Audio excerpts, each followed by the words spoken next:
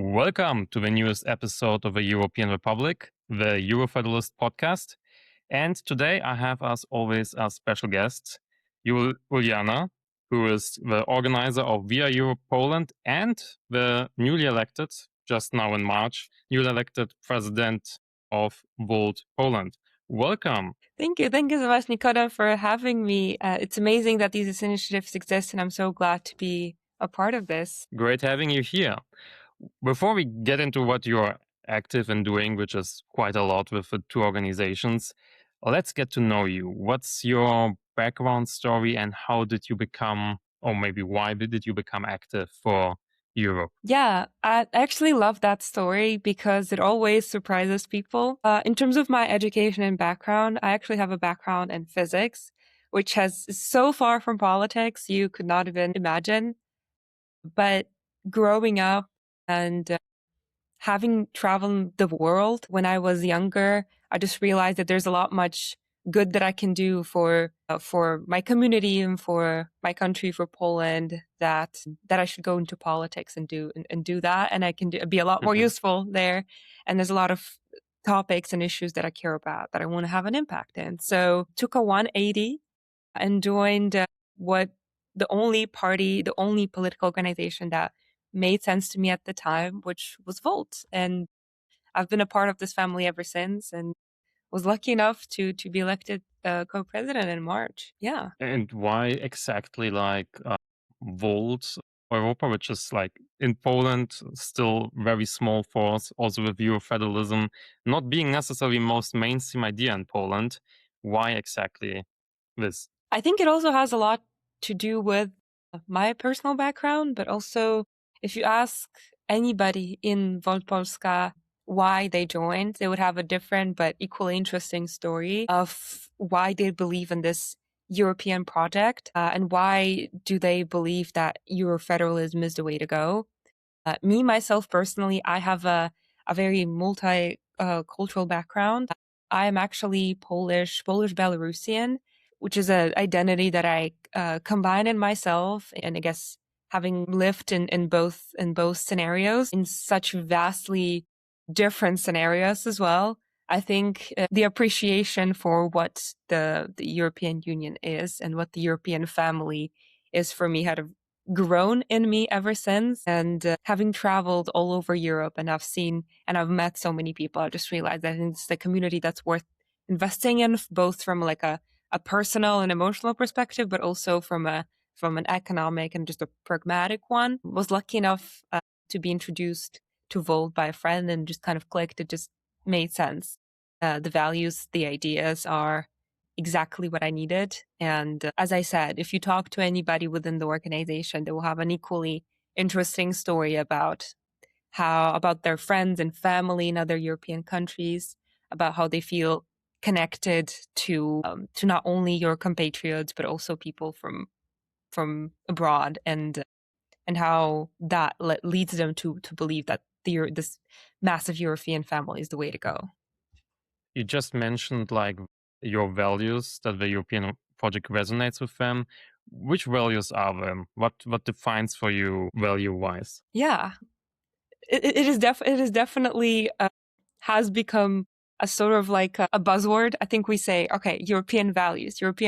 We all use it, but what do and it doesn't individual actually mean when they say European values? I think you really realize what European values are when you see the contrast. I think more Europeans are realizing what European values are when they see what European values are not. And what I mean by that, if you look abroad, even to our one of the closest neighbor in terms of just historical development and ideology, the U.S., you see that the contrast, right? It's first thing that comes to mind is the football players for the World Cup who travel to the US and have brought their own food on airplanes so they would eat food that is actually treated and prepared properly without the use of harmful chemicals and that are prepared with high standard and high regulation, something that is is one of European values, like safe and in quality food, something that, for example, one of our closest neighbors doesn't have. Those are things like just the way we treat people, the treatment of both migrant communities and European citizens, how you look even at our neighbor across the English Channel with privacy regulations, and how there's been a whole ruckus about essentially data being sold to Palantir or other countries, something that is protected by EU directives, and something that we in the European Union don't have to at this stage worry about. So I think when I think about European values, I can give you a list, but it will not be exhaustive. It's a lot easier to talk about to see what European values are not by looking at our neighbors and other places in the world and realize what they actually are. So it's everything that makes our lives comfortable and our lives good in Europe. It's the ability to travel. It's the freedom to travel within the European Union. It's, again, the regulations that just respect its citizens and treat them as individuals, something that is not oftentimes not present in other contexts. Yes, I mean, that's, I think, maybe what one could say, what strings all these European values together is what you just said, that like we respect our citizens. We have like a concept of human dignity, and that is reflected in our regulations for food safety or the freedoms we have here, which are not a given across the world. Europe is unfortunately unfortunately for the rest of the world, that Europe is one of the places that are like the most secure, safe, more human rights. And especially nowadays, we see that as we get more confronted by Russia and they attack Ukraine, or also by Trumpism attacking us, that through this confrontation we become more aware of that, Yeah, of these exactly. So values. Yeah.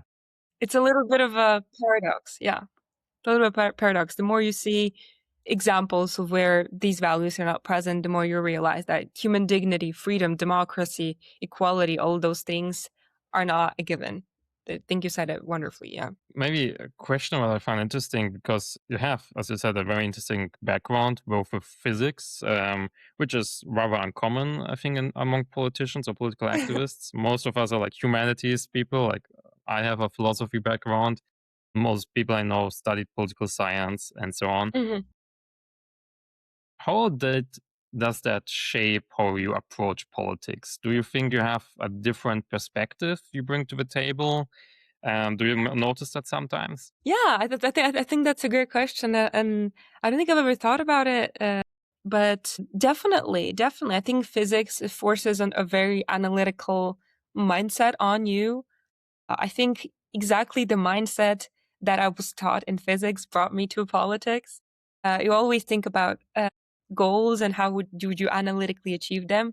How you would maximize all the metrics in order to to get to your goal as soon as possible and do it as successfully as you can. So this is where the same analytical mindset that I was taught in physics led me to believe that if I have a goal of making a difference, a positive difference in the world, there's a lot more I can do in politics. And if I use that sort of mindset and then I bring that to politics, then I will be more likely to achieve my goal. So it's actually, interestingly enough, it's exactly the ideas and the mindset that is used in physics, which is like very analytical, mathematical, and there's just quite a kind of black and white that encouraged me to join the ranks of political activists. So, and also specifically, I've chosen Volt because of its very highly pragmatic approach.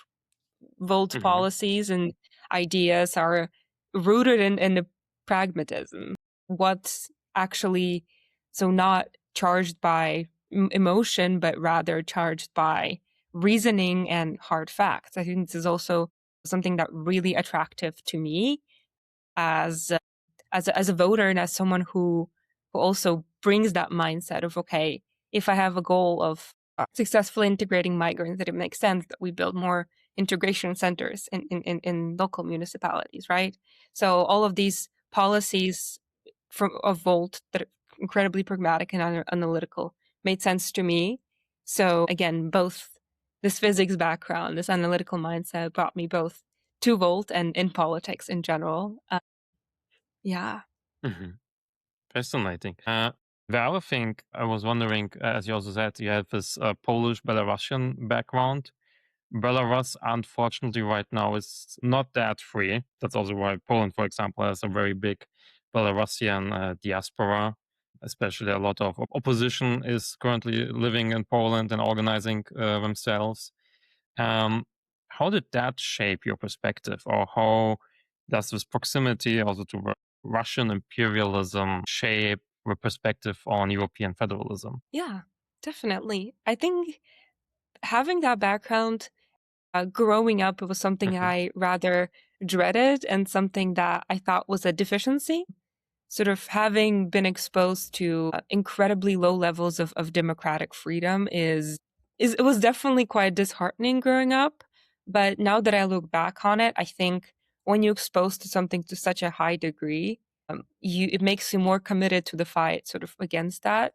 I think every time I think about the future of Europe, I think about what it could be. I think about my home, my sort of family and friends, some of my family and friends who are still in Belarus, who are not free to speak their mind, who are meant to stay quiet about their political views, and any complaints that they have towards the government, they cannot even express them. And I think it makes me even ever so committed to the goal of protecting what we have over here. Of course, my dream would be to spread the European project onto both of my homes and Belarus included. But until that happens, just protecting it Mhm. and doing all I can to grow it, even from this side of the fence, as they say, while what it hasn't reached Belarus yet. Definitely, I feel also a very strong connection to the Belarusian opposition here. Having both been exposed to and having contact both with Polish and Belarusian politicians also showed me that, again, we are all fighting for the same values. And I think Mhm.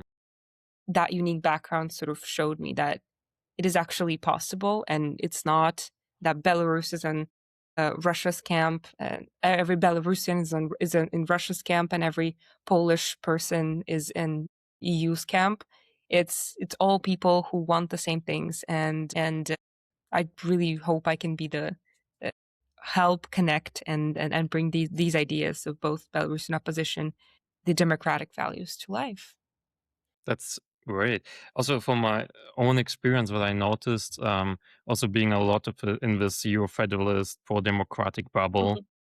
I was a few weeks ago in Gdańsk for like celebrations of the anniversary of the first free elections in Poland, and we have had also as a guest speaker Ales Bialyacki, Nobel Yeah, laureate, the Belarusian opposition activist, and there were a lot of Belarusian and Georgian, Ukrainian activists there. And what I found really like touching and moving was that the most committed and passionate activists for democracy and also for Europe I know are usually Georgians and Belarusians or Ukrainians, because unlike a little bit more of the Western Europeans, like the French and the Germans, who are like take democracy and Europe somehow for granted because they grew up with it, exactly. these people live on the front lines of Mhm. democracy and liberty and European unity, and they are way more aware of how important it is and way more committed. And that's an energy we need. Also, I think all of Europe can learn from these countries and their oppositions to keep up the torch. Um, yeah, so that's great. Exactly. Yeah. Let's focus a little bit more again on Poland, because Poland had its own struggle, and I think in the last 2 decades between like a move towards more nationalism and between like a tug of war between the more Mhm. liberal centrist forces, the more nationalist populist forces.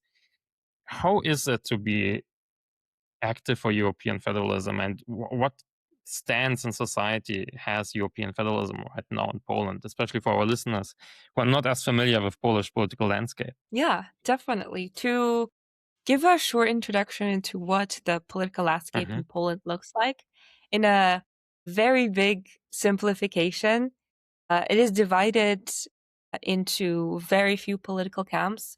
Largely, there's essentially a fight between two larger political camps, which is and peace, which is law and justice, and that has been the case for exactly as you've mentioned over 2 decades now. And both of these political forces, one has traditionally, which is PO, been largely supporting of the European Union and European integration, and the other one, law and justice, largely against. So for the longest time, it's been a fight between two camps, one of which has been pro-European, the other has been Eurosceptical. And but what's really interesting and different from, I think, a lot of other European countries is that the entire political spectrum at the moment and in the past, since the last presidential election, has been shifting towards Euroscepticism. So Hmm. right now, you see both of these large political camps moving towards sovereignist and somewhat anti-European rhetoric.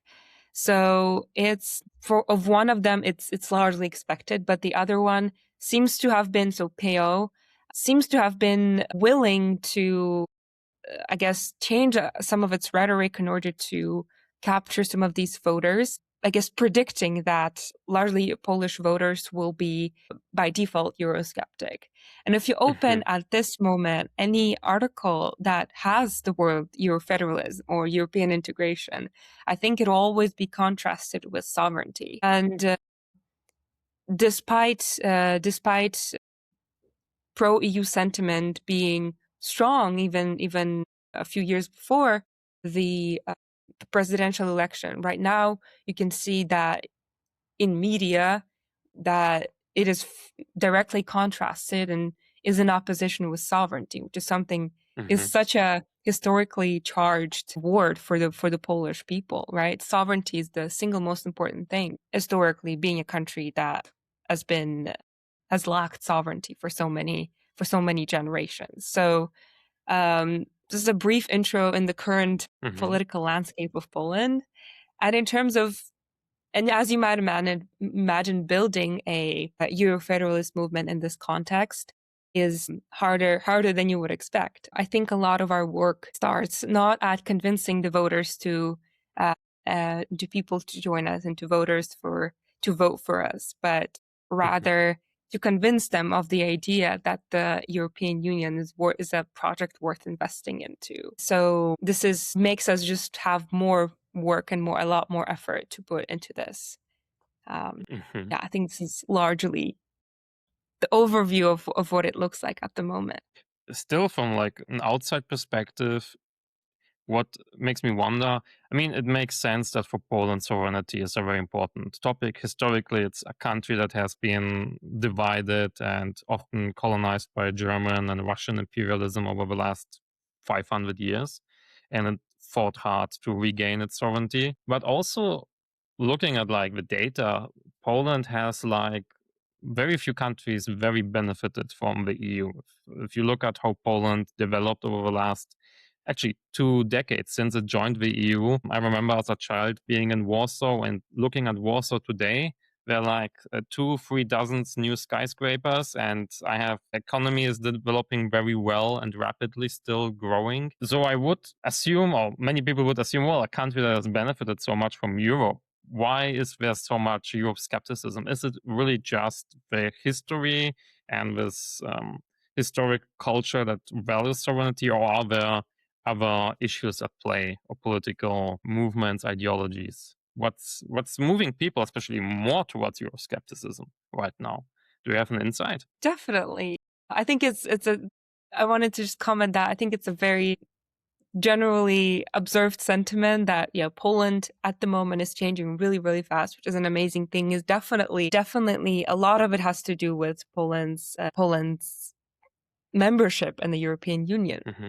Actually, the history of European sentiment in Poland is very, very fascinating. So essentially, in the 1990s, up until Poland's accession to the EU in 2004, Poland experienced this incredibly strong and a general consensus among the political elite that this is a project worth investing into.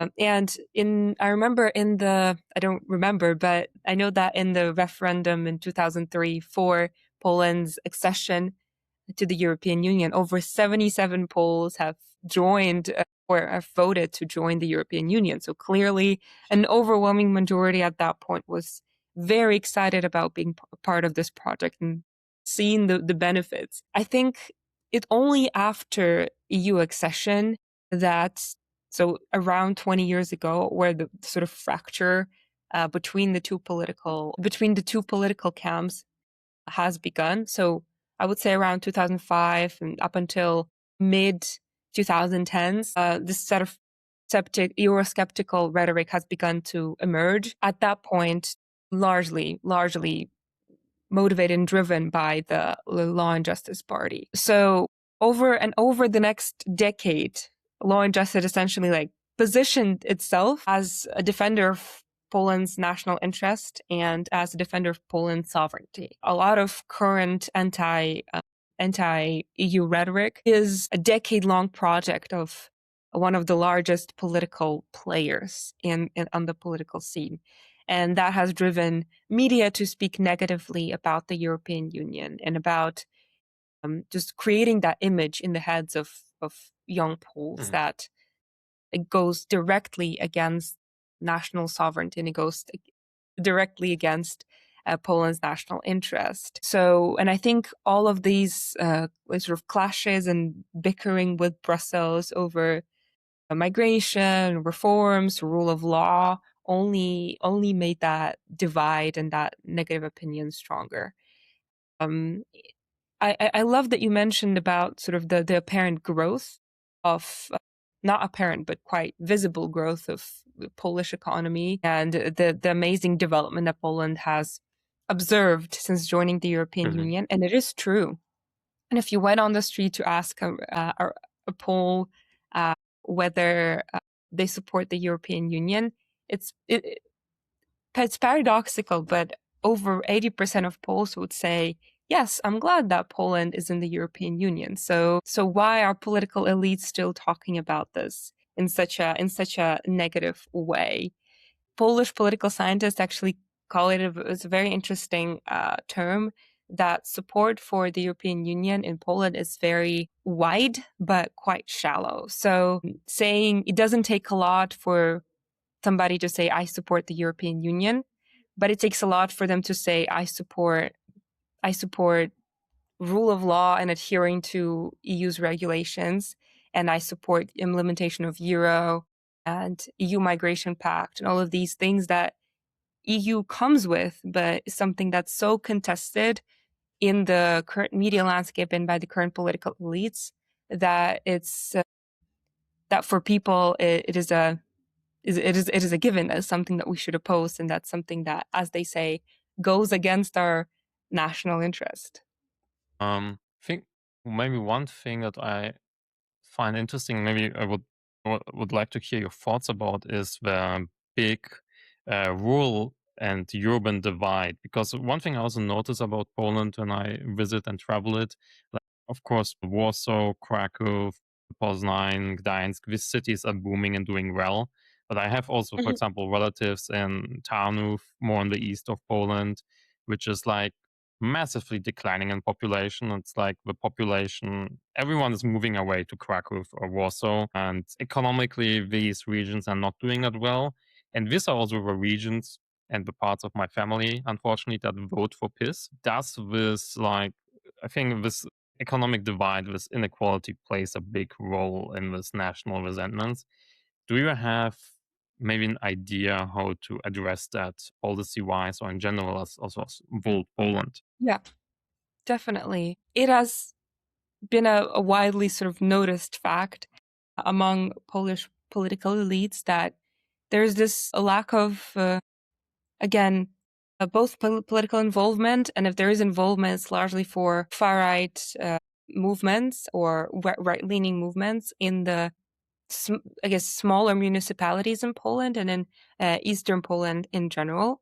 So it's important to ask yourself why that happens. If you look at the current so PO, which is still technically considered center leaning, as well as generally the left leaning, left wing parties in Poland, what they largely have done is neglected these regions.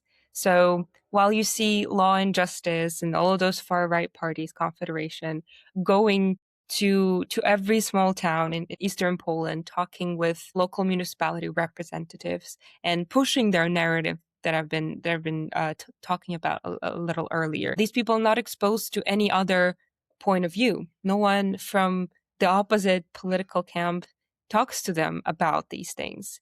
And it is such a shame. Knowing and betting on larger cities, progressive and pro-European movements remain in larger cities and don't talk to people in smaller municipalities because they give up on them from the very beginning.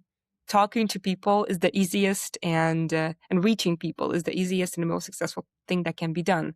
If someone, which is true for most Poles, you naturally would not be very involved in politics. But when someone approaches you with a certain perspective, certain narrative, you tend to accept it because you're not exposed to any other narrative.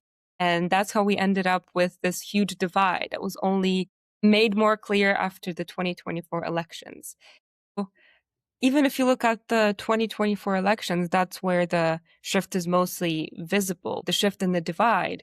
I started seeing these diagrams and photos appearing on the internet of West versus East, big towns versus small towns. If you voted for the, I guess, more pro-EU candidate from PO, Rafał Trzaskowski, then you can see the correlation between bigger cities vote for him, smaller cities vote for a soft Eurosceptic Karol Nawrocki, who has been largely supported by the opposition Law and Justice Party. And if you see Western Poland with higher GDP, higher education outcomes, as voted for the progressive, the pro-European candidate, while the East and largely smaller cities have voted for the Eurosceptic. So a lot of it comes from the simple fact that the Eurosceptic chose to talk to these people, and which is something that, like, largely the pro-European scene in Poland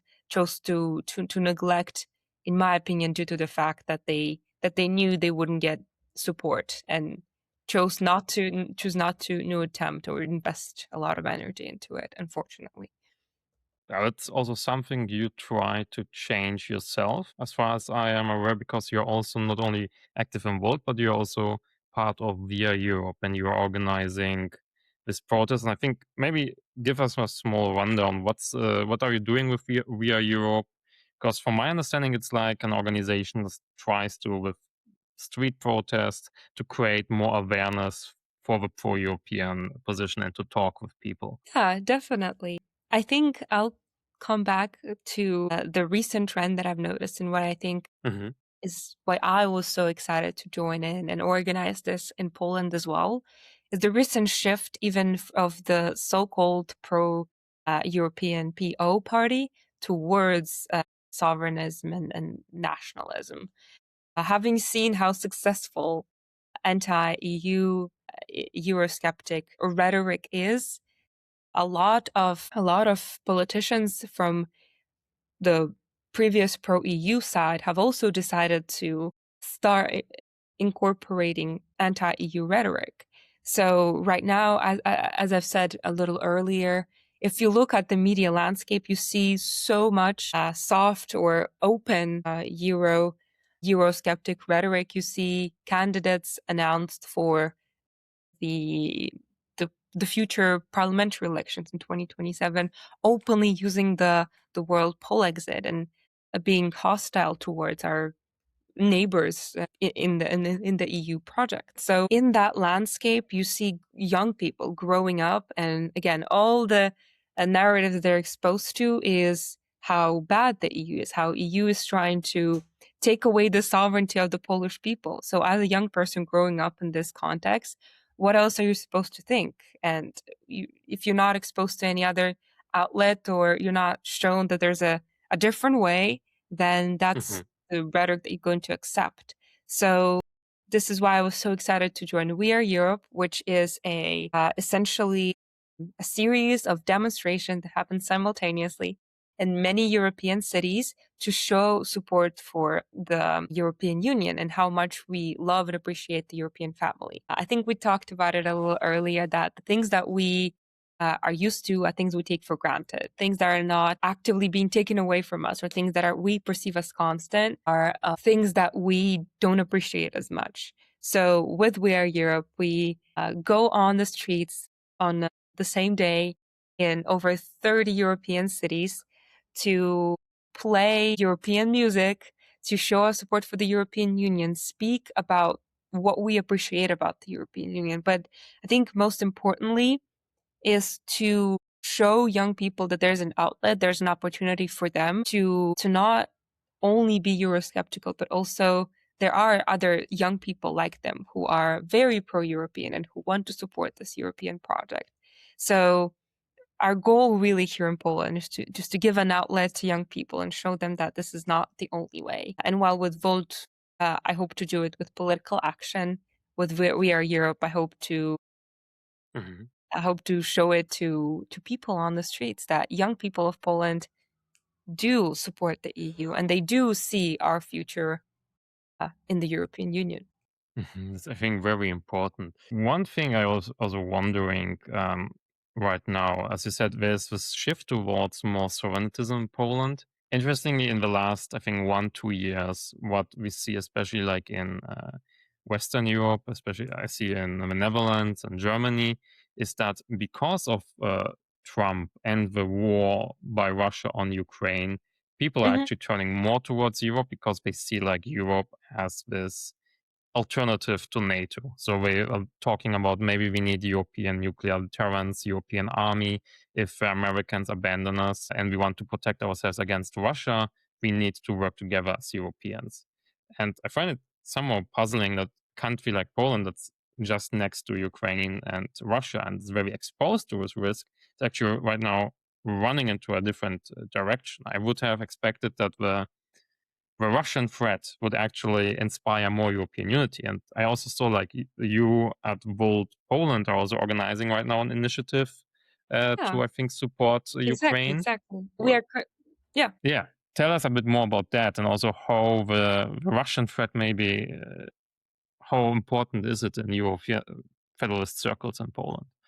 Exactly. So I'll start with, in general, this paradox that Poland is a country full of paradoxes when it comes to the European Union. I think the rhetoric that political elites and the mainstream political movement are trying to push is that Poland, again, it is not a fight. It's not a fight us against the Russian enemy, the Russian imperial enemy. It's a fight of Poland left alone, I guess, squashed between these two large players that are both trying to take advantage of it. So Russia is trying to do it in its own way, more aggressive one, while the EU is trying to do it in a more through soft power. So instead of seeing EU as a potential partner, it is being seen as just another actor that's trying to take advantage and opposing and trying to take away Poland's sovereignty, which again is just deeply rooted and not only in history, but I think the political movements are playing on the sentiment of fear and of Hmm. just legacy and collective memory to try to evoke that negative sentiment towards both the EU and Russia. So, and of course, Russia has a lot to do with it, right? It's a lot better for Russia to see Poland float away from one of its biggest allies, and not only one of the biggest allies, but also to from Ukraine, which has served as such a massive support for Poland's GDP since uh, the war in Ukraine has started. the Ukrainians have contributed over 2% to Poland's GDP. So despite all of the things that they say in the media about negative things about Ukrainians in the EU, the benefits are very, very clear. So, and we at Volt Polska are really trying to show that to people, that these are our allies. These are the people that want to see us succeed. And those are the people that we have common interest with, both the EU and both Ukraine, which is why we are currently launching a European citizen initiative called Stop Funding Russia's War Machine, which is meant to stop over 28 billion euros annually of cash flow into Russia, which comes from directly from trade between EU and Russia. And these are not just materials that can be sourced, critical materials that can be sourced uniquely and only from Russia. They're equally cheap and equally accessible alternatives from other providers of steel and and other materials that that can be sourced elsewhere. So out of essentially lack of pressure on these actors, they continue to source them from Russia. So this is the thing that can be easily cut off, and the thing that can be easily done in order to not only help stop the Russian enemy, but also support our friends fighting for a European democracy in Ukraine. So this is what we really want to show with Volt Polska on that front. It's a great initiative. And I mean, especially it's still very saddening that there's still so much trade between the EU and Russia, that there's still so much funding. A lot of it, unfortunately, also coming from like Germany. It's unfortunately a big history of appeasing Russia. I think a lot of the mess we are right now is also to blame on Germany's foreign policy, like the Nord Stream project and so on, which I think didn't help quelling the historically always present anti-German skepticism in Poland, and that also feeds into the nationalist narratives, right? But now looking at Volt Polska and you being now since March together with Matt, you have been elected to the co-presidency, so you have like two presidents in Yes. Volt Poland. What's your like platform, strategy, vision for the next years you want to achieve as the president of Volt Poland? Exactly. Yeah, I think this is a project that me and Maciej, we both care about deeply, and we really want to see it succeed. I think it has never been a better time for a project like Volt Polska to exist and to grow with, as we've mentioned earlier, with Russia's aggression and this Euroscepticism that coming from the inside of the political elites, and both Trump's rhetoric, negative rhetoric towards the European Union, and just like generally we are less confident in our partners outside of the European Union. So we believe that Volposkan can be a great alternative to the political landscape that's shifting towards Euroscepticism. As you see, both mainstream parties that I've mentioned before, so PO and Law and Justice, moving towards Polexit and Eurosceptic rhetoric, you see a massive gap that's forming in the Polish political landscape. Who is to the Poles that still see the benefits of the European Union, who can see through the lies that are spread by the political elites and lies that are spread by Russian propaganda here in Poland. They have no one to vote for. They have no political organizations to support. So we at Volt Polska, we are trying to fill in that gap. And this is something I really hope to do throughout my time as co-president of Volt Polska, is to really bring this idea of Eurofederalism not as a gimmick and an outlandish idea you tell your friends at a party, but something that can be negotiated at the highest political tables and in the highest political rooms in this country. I really want people, my main goal is to get as many Poles as possible to be comfortable with the idea of relying on our European partners and talking about Eurofederalism as something that is a viable option, something that we can we can support and we can force on our European family. So my biggest goal is again to get people comfortable with this idea and Hmm.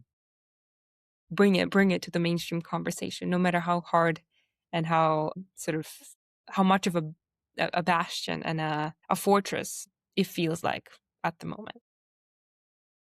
Very noble goal and one I definitely support. But you just also said that one thing that World Poland can do is become like an alternative and fill this gap. But Hmm. right now, you are not like an electable party yet. You're still in Poland, an association, I think. Yes. Volt is, for those that don't know, Volt is active in many European countries, and but not in all countries it's a party because there are Yes. quite high barriers to entry to become a party, especially in Poland. Maybe tell us a bit more. Do you have the ambition to become a political party in the foreseeable future, run in elections yourself, or do you want to focus for now more on like the advocacy, spreading the idea? What's like the strategy that you think best to pursue? Yeah. I think both of those goals come hand in hand. The more you spread this as an idea, as a political idea, the more there is a demand for people to for us to get together, form a party, and start an election. So I do believe these goals hand in hand, and I hope to achieve both of them in the coming years. Definitely, Volt Polska is a political project. We do want to start in elections, win in elections, and change the Polish political landscape hand step by step. I do not believe that we're going to be able to do it all on our own, all by ourselves. Hmm. I think even within this massive gap that exists in the current political landscape, there are still actors that are close enough to our values that we can work together and create and achieve goals together, definitely. And the Hmm. European project and Eurofederalism will not be achieved by working in isolation in opposition to every single political actor on the scene. It is not possible, but by seeking out other political parties, political organizations that are in agreement with our beliefs and trying to work towards this goal together. So definitely we have one of our most important goal, of course, is to become a party. So we give an opportunity to every Pole to cast a vote for federal Europe, Hmm. and definitely won't do it alone. And again, at the end of the day, it all comes hand in hand. You promote the idea, you try to, as much as possible to push it into the media landscape, and consequently, it affects the demand on the political landscape as well. So this is what I hope to do is to bring Volt Polska to a point where it can be a viable and successful political actor, but also great advocate for Eurofederalism in general. Especially, I mean, that's maybe a side comment for the listeners that are not familiar as much with the Polish electoral system. What's I think special about Poland that it similar, like for example, Italy, also France, that you can also have like joint electoral lists with other political parties, which, for example, is not possible in the German electoral system. Parties just run with their own candidates, their own members. Legally, no possibility for them to join. But in Poland, it's I think even quite common for smaller parties to build alliances. So that's something maybe also in the future elections, Volt can build some alliances with other parties, as it's already doing, I think, in other countries. I think in Cyprus, where have been running in alliances and in other countries as well.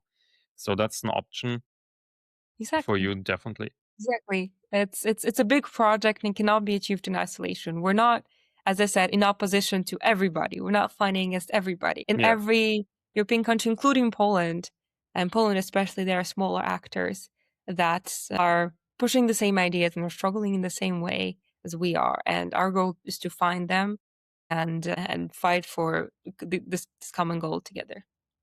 which is very noble, and I think also a strength of democracy to have like, I mean, on one hand you have to compete for the best ideas, but you have also to cooperate, to build coalitions, to work together. That's like the spirit of democracy. Maybe looking like more forward, do you have like a vision for a European federation? Because we say like we are active for European federalism. Do you maybe personally also have like an idea, if your wishes all came true, how would like Europe and Poland look like, let's say in 10, 15 years when Volt Poland was successful and everything went perfectly well? It usually doesn't, but one can hope and one has to hope and to work for the best. Do you have like an idea how it would Yeah, look like, what you would like to absolutely. achieve? Absolutely, absolutely. We as Volt Polska want to be that leading actor in supporting and promoting Eurofederalism.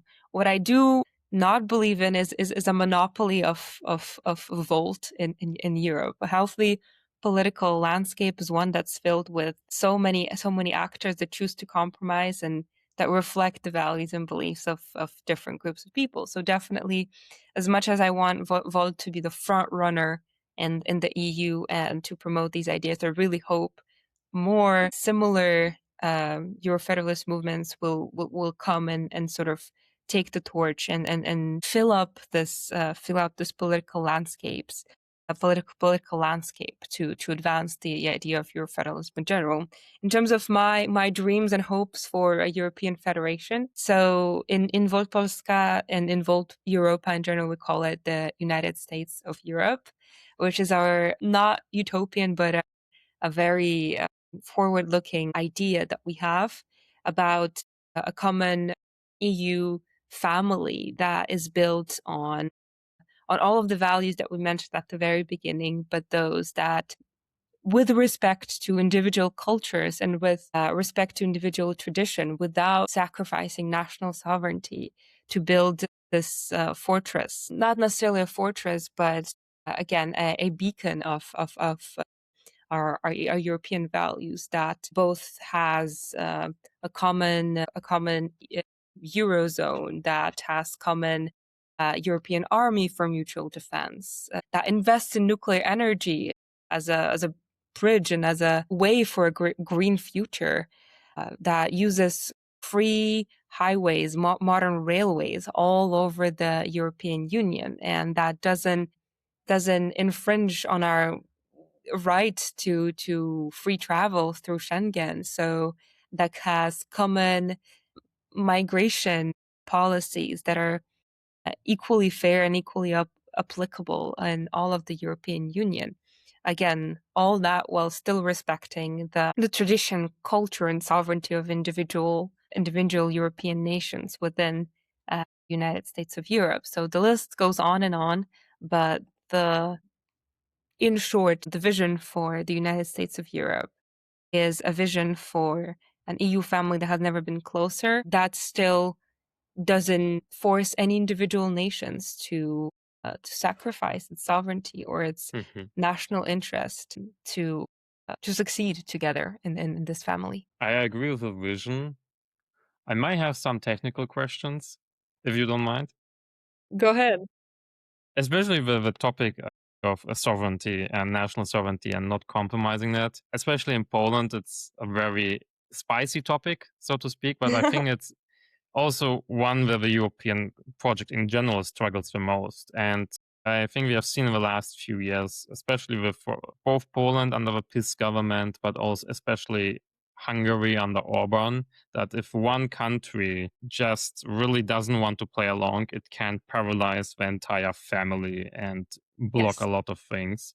So one core demand of many European federalists is that we have to abolish the veto and to have basically reduce the sovereignty of a nation state a little bit so that the European Union as a whole can act more closely together with more unity so we don't get that easily played by Russia or the United States.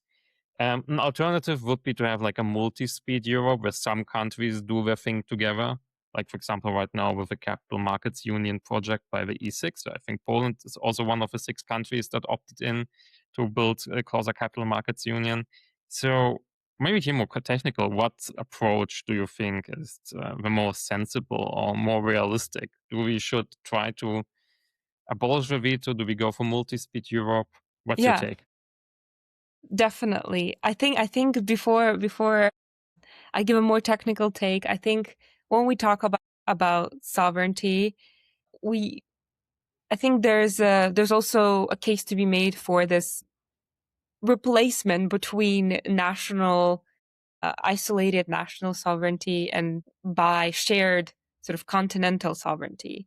When we pool powers like defense, foreign policy, and economic regulation into both democratic and a federal structure like the United States of Europe will be, Hmm. again, the EU stops being a collection of these very exposed and sort of vulnerable states and starts being a superpower. So the veto right and the position of Orban and how he's been playing up until the last election is been filled with this, has exposed this idea to us even more. We see that when we talk about sovereignty, which he supposedly defended of Hungary, we see that there's a clear difference between national sovereignty and this shared sovereignty of the European Union. And when we introduce measures like abolishing the veto right and creating a two-speed Europe, we're not talking about taking away the sovereignty of individual countries, but rather about amplifying the sovereignty of the European Union, right? Again, we as individual nations don't have enough scale or enough economic power to compete with the other global powers. And as much as we want to preach for national individualistic sovereignty, this would not make us any more fit to compete with these global powers. So by creating and by figuring out a way for the EU to be a functioning actor, right, and defend that common sovereignty through that, if that means not necessarily squashing but limiting the individualistic, I would say an archaic view on sovereignty, I believe this is the way to go to achieve sovereignty, a collective one. And whether that means a two-speed Europe that can effectively make decisions, or a Europe that doesn't have a veto right, I believe these measures amplify our our common sovereignty of the European Union. Very much agree with your assessment and your vision here. I think that the shared sovereignty is, I think the nationalists often frame it of like giving up sovereignty. On some level, it is a little bit giving up sovereignty, but you gain way more Exactly. sovereignty by working together. Also, an idea I think historically shouldn't be as foreign in Poland. I think there have been similar ideas in the 1930s with the Intermarum by Pilsudski, who said we have to like build an alliance with the other neighbors of Russia to protect ourselves. And I think that's maybe an idea that will revive and gain more ground again in Poland, hopefully. Um, Absolutely, absolutely. This is not a new project with the Polish-Lithuanian Commonwealth, which was the original federal like project in this region, to Piłsudski's idea of uniting among these actors, among these neighbors to oppose a common enemy. These ideas are not new, and these ideas are not foreign to us, as foreign as we think they are. yeah.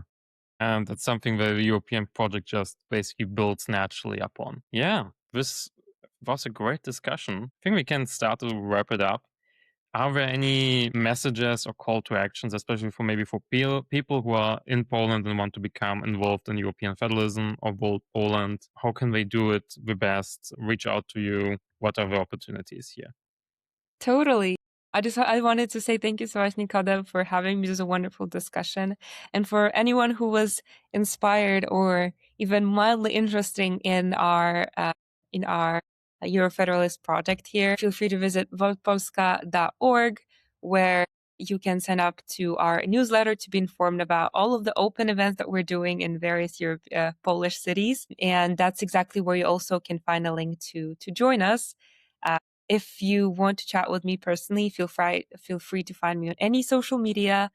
LinkedIn, Instagram, it's just my name except for Instagram. It's on Instagram, it's moving.europe, where you can just send me a DM and I'll tell you all about what Volt Polska is and what are the ways you can be a supporter or get yourself fully involved with it. Whatever you choose to do, reach out and we'll hopefully will help you or satisfy your curiosity about who we really are.